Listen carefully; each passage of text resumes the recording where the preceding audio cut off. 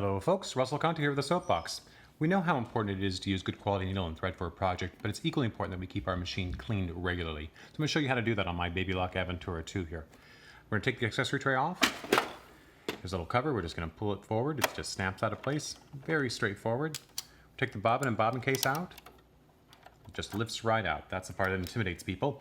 And then we're going to clean in this area here. I've got these nifty vacuum cleaner attachments that are micro, and we just get right in there and pull all that stuff out. Better to pull it out with vacuum than to blow it in there with canned air, because if it gets blown in there, you still need to get it out at some point.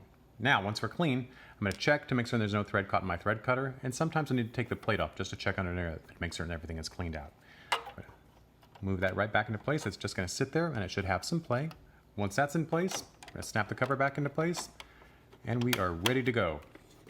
That's all there is to it. Have a great day sewing.